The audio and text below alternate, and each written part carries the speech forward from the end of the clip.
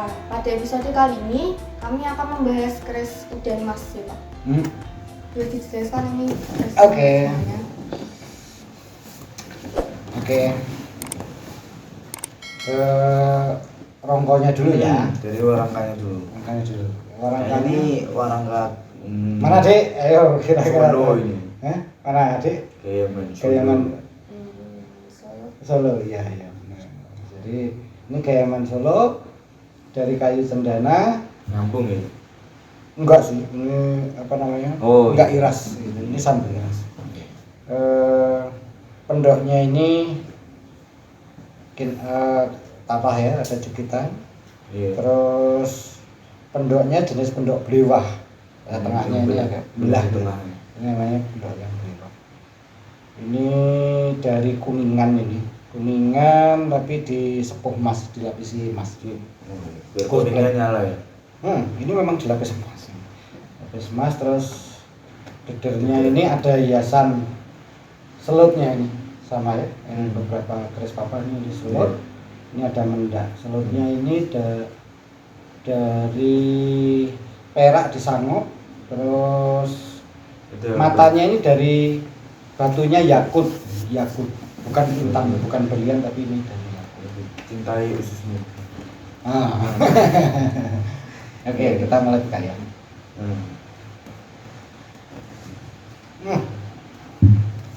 Namanya apa ini? Nama dapurnya? Nama dapurnya. Keris ini berdapur Tilam Upeh. Tilam Upeh itu punya nama, artinya. Rinciannya sederhana ini. Kalau rincian cuma pijitan sama 3 lalis doang, lurus. Kalau Tilam Upeh itu tilam itu tempat pembaringan tikar gitu, tikar dari daun upeh. Nah, upehnya tilam upeh pembaringan yang bersih lah begitu. Jadi intinya adalah biasanya untuk ketentraman keluarga, Jadi itu ibarat pembaringan supaya nyaman. Ini rumah yang nyaman. Ya rupiah lah. Ya. Ini tempat tidur gitu. Tempat tidur yang nyaman. Oke. Terus kalau dari pamornya nih? Pamornya.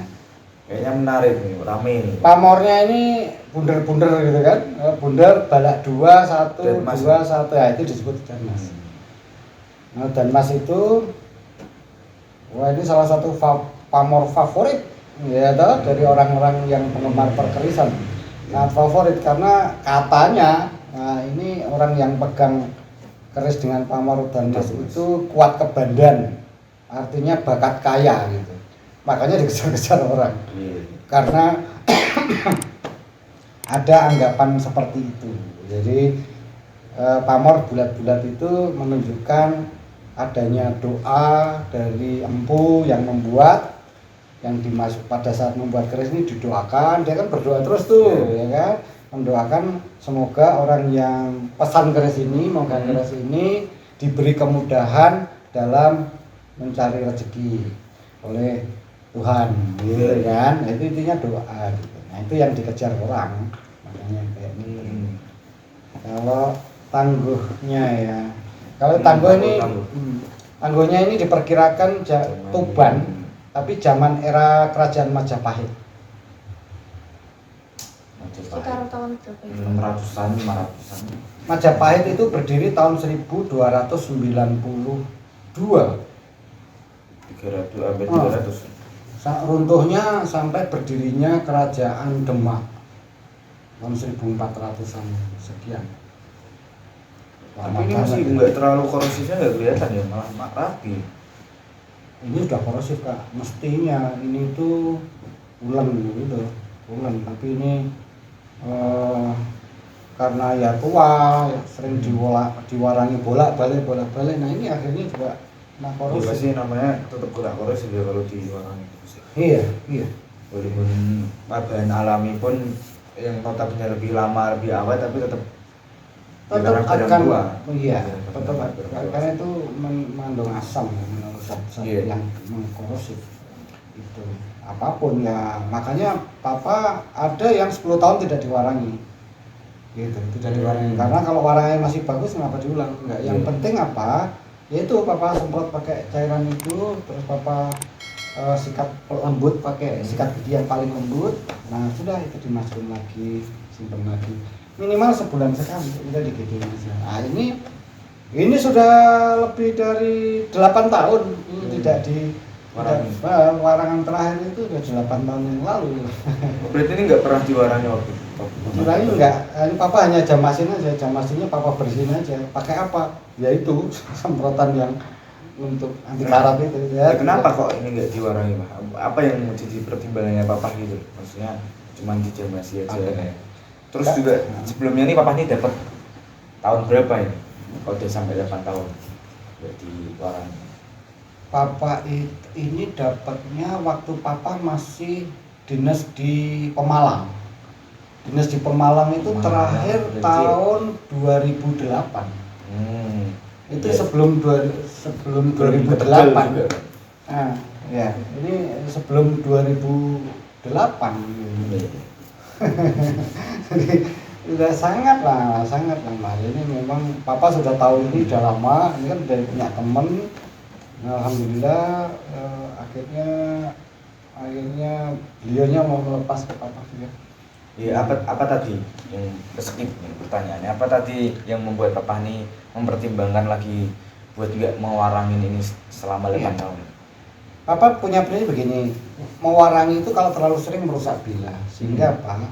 Papa mewarangi kalau memang sudah bilahnya ini keluar karat, ada karat yang muncul, korosi yang muncul. Nah kalau sudah keluar karat itu artinya apa? Lapisan warangan yang menutupin bilah ini ada yang bocor, mungkin terkikis gitu kan.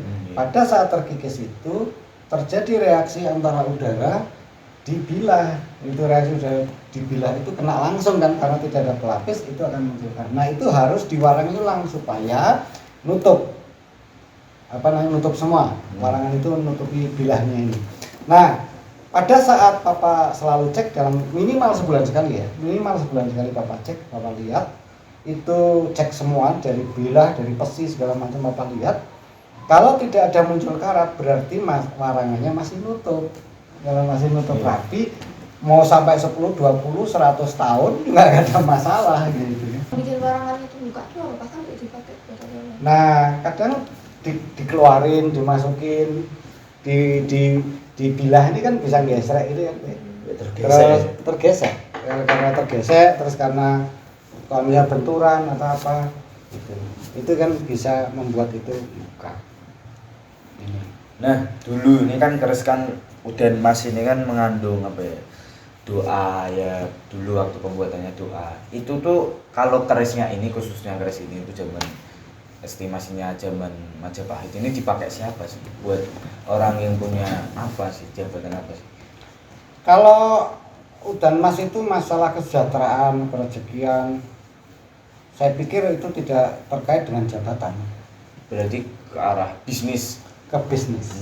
Jadi lebih ke bisnis. Kalau berarti pedagang. Bisa jadi pedagang. Tuban itu adalah salah satu kota pelabuhan yang sangat vital, ramai, strategis.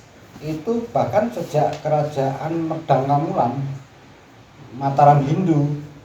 Sejarah Mataram Hindu itu Tuban kan sudah ada, terus lanjut sampai ke ada Kauripan, Kediri, Singosari, Majapahit itu kan masih digunakan. Saat itu kan transportasi yang paling mudah, murah itu kan melalui air ya, melalui sungai.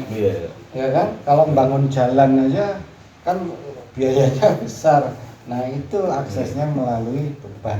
Tuban itu ya kota pesisir yang di situ memang ada pelabuhan yang sangat ramai. Jadi bahkan walaupun Tuban itu tidak pernah menjadi kerajaan besar, selalu menjadi wilayah bagian dari kerajaan-kerajaan besar yang ada di era-era itu, Tuban tetap eksis. Tetap jadi tempat yang yang penting ya, Bu. Penting. Jadi ada juga Tangguh Tuban Pajajaran. Berarti Tuban era Pajajaran. Tuban Majapahit. Berarti Tuban produksi keris itu pada zaman kerajaan Tuban ada di bawah kekuasaan Majapahit. Ada yang Tuban Mataram. Jadi apa? Diproduksi kerisnya itu di Tuban pada saat di bawah kekuasaan kerajaan Mataram. Ya gini. Ya. Nah, Tuban memang cukup terkenal. Salah satu ciri-ciri Tuban itu gandiknya itu agak melengkung ini ya. Agak tidak lancip tapi agak melengkung. Nah, terus gonjonya ini bawahnya itu batak mengkurap, jadi kalau dilihat balik ini cembung. Nah itu salah satu ciri-cirinya. Terus ada juga yang bilang, salah seorang pakar keris ya di Solo itu, bahwa panjang gonjonya ini 6 cm. Ada wawalan ya, ada 6 cm. Tapi diukur dari mana? Yang di atas, yang dilenggah wilahnya itu 6 cm. Nah, hampir semua sama. Tapi ada juga yang lebih dari itu di tanah. Jadi ada beberapa ciri-ciri Tuban itu begini. Ada yang Tuban tos gitu kan, bilahnya ngelimpo. Jadi tidak tipis, jadi agak tebal, melengkung begini, limpo, itu nggak bersapi. Tapi ada juga yang Tuban Pajajaran, itu apa? Bentuknya di sini bawahnya seperti Tuban, tapi bilahnya tipis. Itu Tuban Pajajaran. Kalau ini Tuban Majapahit. Agak tebel Kan, ya? ini ya tebal, tapi bilahnya ramping. Ramping terus menjulur. Kan, lancip kan? Di atasnya melancip, ramping. Terus wilahnya ini tebal. Iya. Kalau yang Pajajaran ini wilahnya tipis. Kalau Pajajaran itu tipis-tipis. Apa ada yang Pajajaran yang tos yang asli saat zaman kejayaan Pajajaran itu ya beda. Wilahnya ini agak lebih lebar tapi tipis. Terus jenis besinya beda. Ya, beda. Yang dipakai Gajah Mada sama Kian Santang maksudnya. Ya iyalah. Gitu ya, koran juga bentuk bedanya juga beda ya. Tentang anak-anak. Gitu. Intermezzonya seperti itu. Oke. Jadi kesimpulannya di episode kali ini kita sudah membahas salah satu koleksi yang pamornya adalah udan emas, yang estimasinya ini zaman tangguhnya zaman Majapahit, Tuban Majapahit. Oke, sekian dulu. Jangan lupa klik tombol like, comment, dan subscribe. Terima kasih yang sudah pada menonton. Kita bertemu di episode selanjutnya. Assalamualaikum warahmatullahi wabarakatuh. Waalaikumsalam.